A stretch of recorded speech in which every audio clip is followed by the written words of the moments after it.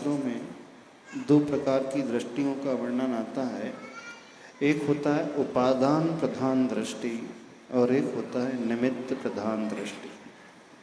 उपादान प्रधान दृष्टि वह कहलाती है कि व्यक्ति जीवन में जो भी कार्य करता है, जब उसे सक्सेस नहीं मिलती है तो वह निमित्तों को दोष नहीं देता है, दूसरे व्यक्तियों को दोष नहीं देता है, वह स्वयं अपनी कमी को खोजने वाला हो जाता है।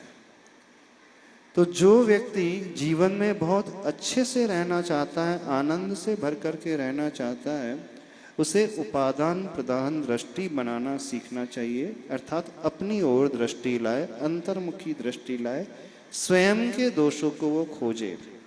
दूसरी दृष्टि होती है निमित्ताधीन दृष्टि, अर्थात व्यक्ति अपनी हर असफलता के लिए हमेशा उन निमित्तों को दोष देता है। और ऐसे व्यक्तियों की एक विशेषता होती है कि वो हर सफलता के लिए क्रेडिट स्वयं ले लेते हैं, श्रेय वो स्वयं ले लेते हैं। और जब भी कहीं फेलियर होता है, जब भी कोई कार्य बिगड़ता है, तो वो दूसरे निमित्तों पर थोप देते, उसकी गलती से काम बिगड़ा, मैं तो बहुत अच्छे से कर रहा हूं। नहीं, जीवन को कैसा बनाना सीखें। यदि हम अच्छा रहना चाहते हैं, अच्छा बनना चाहते हैं, तो जब भी हमें सक्सेस मिले तो हम क्रेडिट अपने से बड़ों को, दूसरों को देना सीखें। और जब जीवन में हमें फेलियर मिले तो हम ब्लेम परिस्थिति को ना दे करके, दूसरे व्यक्तियों को ना दे करके स्वयं को देना सीखें। अर्थात हम में ही कुछ ना कुछ कमी होगी, तभी तो हम इस कार्य को सफलतापूर्वक नहीं कर पाए।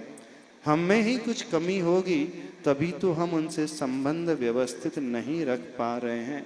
हम में ही कोई कमी होगी, तभी तो वो हमारी बात स्वीकारता नहीं है। हम में ही कोई कमी होगी, तभी तो सामने वालों को बहुत जल्दी क्रोध आ जाता है।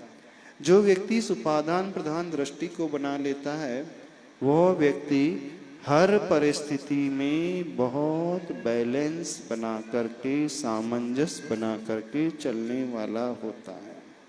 और जो व्यक्ति निमित्ताधीन दृष्टि रखता है, तो ऐसा व्यक्ति हमेशा शिकायतों से ही भरा हुआ रहता है। आपको जीवन में कई लोग ऐसे मिल जाएंगे, वे हमेशा दूसरों की शिकायत के अलावा कुछ नहीं करते। और जब भी हमें कोई ऐसा व्यक्ति मिले कि वो शिकायत कर रहा है, तो समझना ऐसा व्यक्ति अपने आप में फेलियर व्यक्ति ही होता है। बिल्कुल असफल व्यक्ति ही दूसरों की हमेशा शिकायत करता है, और सफल व्यक्ति कभी किसी की शिकायत नहीं करता है, वह अपनी कमी को खोजने वाला होता है। तो अपने व्यवहार को उपादान प्रधान दृष्टि बनाने की ओर लाना सीखे, उससे आपका जीवन बड़ा सुंदर बन जाएगा। आप फिर परिस्थिति पर डिपेंडेंट नहीं रहोगे, आप अपने ऊपर डिपेंड हो जाओगे। ऐसे व्यक्ति का कंट्रोल स्वयं पर होता है, उसका कंट्रोलर कोई और नहीं होता है। ऐसे व्यक्ति को पता होता है कि कब मुझे मुस्कुराना है, कब मुझे हंसना है, कब मुझे अपने में रहना है, कब मुझे कैसा व्यवहार करना है, कब मुझे मौन रहना है, और कब मुझे थोड़ा सा जवाब भी देना है, रिस्पॉन्ड भी करना है। रिएक्ट नहीं करता वो व्यक्ति, रिस्पॉन्ड करता है। जब रिस्पॉन्ड किया जाता है तो वहाँ बैलेंस होता है, और जहाँ रिएक्ट होता है, व्यक्ति रिएक्शन में आ जाता है, तो उसका स्वभाव उसके कंट्रोल के बाहर होता है।